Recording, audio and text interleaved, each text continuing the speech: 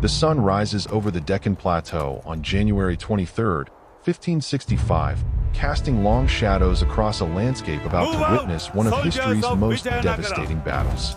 In the distance, a massive army stretches across the horizon like a dark ocean of steel and silk. 140,000 soldiers march in disciplined formations, their banners displaying the proud insignia of the Vijayanagara Empire, the last great Hindu kingdom of South India. War elephants tower above the infantry, their armored tusks gleaming in the morning light. Cavalry units numbering in the thousands move with practiced precision. Artillery pieces, bronze cannons captured from Portuguese traders, roll forward on massive wooden carriages. This is the army of Rama Raya, the de facto ruler of Vijayanagara, a man whose military genius has kept his empire dominant for decades. His confidence radiates through the ranks.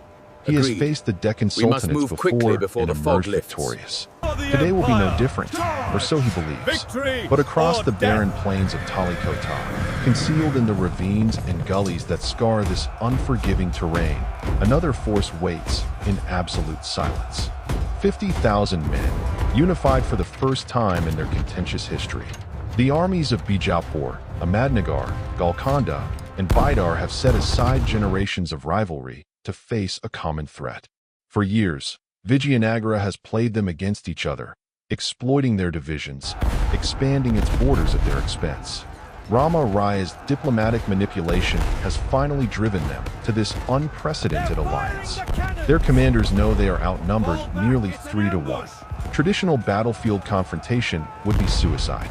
So they have chosen deception, terrain, and a carefully orchestrated ambush that will exploit Vijayanagara's greatest strength and turn it into a fatal weakness. The story of this catastrophic day begins not on the battlefield, but in the halls of power decades earlier. Vijayanagara, established in 1336, has grown into one of the wealthiest empires in the world. Its capital city dazzles foreign visitors with magnificent temples, bustling bazaars filled with diamonds and spices, sophisticated irrigation systems that turn arid land into agricultural paradise. The empire controls the lucrative spice trade routes, commands the allegiance of numerous vassal states, and maintains a military machine that has successfully defended South India against northern invasions for over 2 centuries.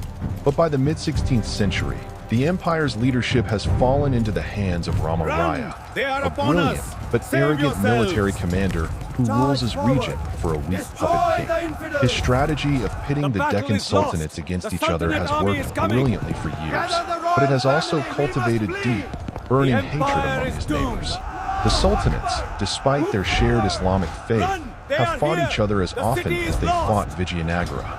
Bijapur and Ahmednagar have clashed over territorial disputes. Golconda has pursued independent ambitions. Bidar, the smallest and weakest, has struggled to maintain relevance. But Rama Raya's increasingly aggressive interference, his habit of switching alliances mid-conflict to maximize Vijayanagara's gains, has finally created what seemed impossible: unity among enemies. In the months leading to January 1565, secret negotiations have taken place. Emissaries travel under cover of darkness. Terms are negotiated, grievances are set aside, and a pact is sealed. The Sultanates will combine their forces and march together against Vijayanagara. The target is not merely military defeat, but the complete destruction of the empire that has humiliated them for so long. As the armies converge on Talikota, the Sultanate commanders make their preparations with meticulous care. They study the terrain, identifying every ravine, every depression in the ground, every natural feature that can conceal artillery. The landscape here is deceptive, appearing flat from a distance, but riddled with gullies carved by seasonal rivers. These natural trenches can hide entire units from view. The Sultanate artillery, including advanced Ottoman cannons operated by Turkish gunners, is positioned in these concealed locations. The plan is audacious and depends entirely on Vijayanagara's tactical doctrine. Rama Raya's military success has always relied on his elite cavalry, particularly the Rakshasas and Tirmalas, legendary warrior units that form the right wing of his battle formation. These We horsemen are fought the for Empire's Karnataka's shock fate. troops, The trained dust from of that day childhood, still chokes my equipped with the throat. finest We armor marched and as weapons, lions, but the capable of Deccan breaking artillery enemy broke our lines through ranks. sheer momentum and Vijayanagara skill. fell. The Sultanates know that Rama Raya will deploy these forces as he always does, sending them in a devastating charge to shatter the enemy's flank. And that is exactly what they want him to do. The morning of the battle dawns clear and hot. Rama Raya surveys the field from his command position, surrounded by his generals and advisors. He sees the Sultanate forces arrayed in what appears to be a conventional defensive formation. Their numbers are significant, but still vastly inferior to his own. His intelligence reports, gathered from scouts and spies, suggest no unusual preparations, no hidden reserves. Everything appears as it should for a decisive Vijayanagara victory. He issues his orders with the confidence of a man who has never known defeat. The army will advance in traditional formation. The center will engage the enemy's main force. The right wing, his elite cavalry, will execute a flanking maneuver, sweep around the enemy's left, and collapse their formation from the side. It is a battle plan that has worked 100 times before. The Vijayanagara army begins its advance, a massive tide of humanity and animals moving forward with disciplined cohesion. Drums beat rhythmically, setting the pace. War elephants trumpet, their calls echoing across the plain. The infantry, tens of thousands strong, marches with spears and swords held ready. Behind them, archers prepare their bows. Artillery crews ready their cannon. And on the right wing, the elite cavalry begins to move, increasing speed, breaking into a trot, then a canter, building momentum for the charge that will decide the battle. These are the finest horsemen in India, men whose families have served the empire for generations. They thunder forward, a wall of horseflesh and steel, their battle cries filling the air. The ground shakes beneath their hoofs. To an observer, they appear invincible, an unstoppable force about to sweep aside all opposition. But as the cavalry charge reaches its crescendo, as the riders enter what appears to be open ground, the landscape suddenly erupts in thunder and fire. The concealed artillery, hidden in the ravines and gullies directly in the cavalry's path, opens fire at point-blank range. Ottoman cannons, loaded with grapeshot and chainshot specifically designed to destroy mounted troops, discharge simultaneously. The effect is apocalyptic. Horses and riders disintegrate in explosions of blood and metal. The tightly packed cavalry formation, which moments ago seemed so powerful, becomes a death trap.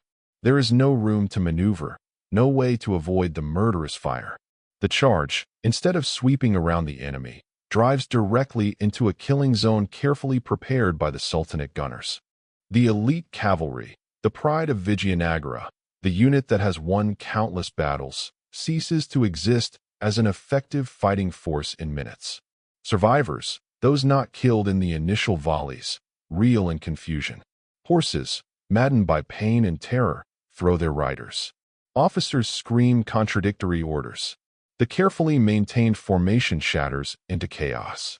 And as the smoke clears slightly, Sultanate cavalry, which has been waiting in reserve behind the hidden artillery positions, charges forward to finish the work.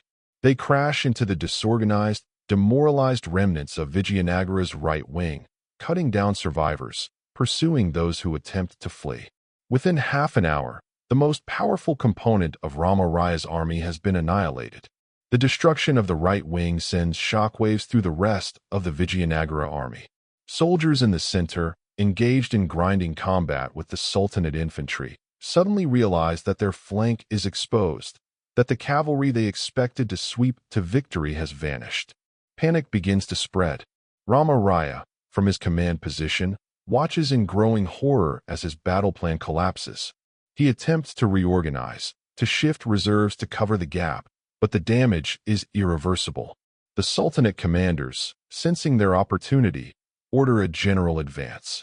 Their entire army, energized by the success of the ambush, pushes forward with renewed aggression. They begin to envelop the Vijayanagara center, attacking from multiple directions simultaneously. The battle devolves into a desperate struggle for survival. Vijayanagara's numerical advantage becomes meaningless as their formation disintegrates. Units become separated from their commanders. Supply lines are cut.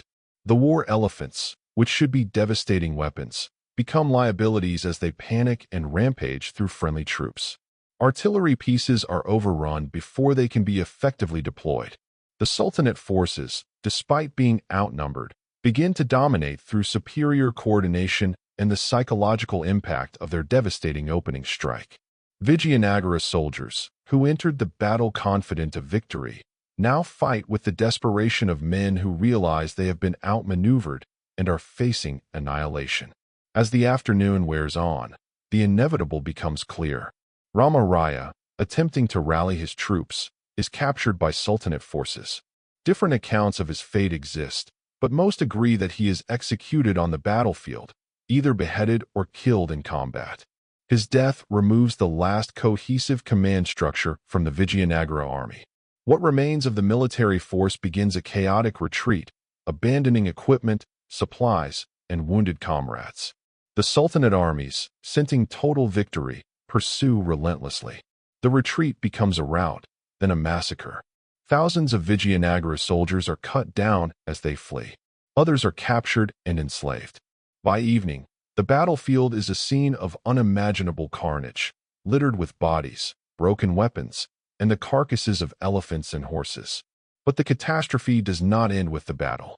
The Sultanate forces, drunk on victory and seeking to permanently cripple their ancient enemy, march on the capital city of Vijayanagara itself. The city, having sent its army to what it believed would be a glorious victory, is virtually undefended. When news of the disaster reaches the capital, panic ensues. Civilians attempt to flee, but there is little time. The Sultanate armies arrive within days and begin a systematic destruction that will last for months. The magnificent temples, architectural wonders that took generations to build, are demolished. Palaces are looted and burned. The sophisticated irrigation systems are destroyed. Markets that once traded in diamonds and silk are razed. The city's population faces slaughter, enslavement, or dispersal. Foreign observers who later visit the ruins describe it as one of the most complete urban destructions in history, comparable to the sacking of Rome or Constantinople. The fall of Vijayanagara sends shockwaves across South Asia. An empire that seemed invincible, that had stood for over 2 centuries as a bulwark against northern expansion, has collapsed in a single day. The political vacuum it leaves behind will reshape the region for generations. The Sultanates, rather than filling this vacuum with unified governance, eventually return to fighting among themselves, their fragile alliance surviving only long enough to destroy their common enemy. The Mughal Empire, expanding from the north, will eventually absorb much of the territory. But the immediate aftermath is chaos, a period of political fragmentation, economic disruption, and cultural loss. Historians analyzing the battle identify multiple factors that contributed to Vijayanagara's catastrophic defeat. Rama Raya's overconfidence and underestimation of his enemies played a crucial role. His predictable tactical doctrine, relying too heavily on the elite cavalry charge, created a vulnerability that the Sultanates exploited brilliantly. The terrain, seemingly favorable for large-scale maneuvers, actually concealed deadly surprises. The unprecedented unity of the Sultanates, achieving coordination that had eluded them for decades, proved decisive.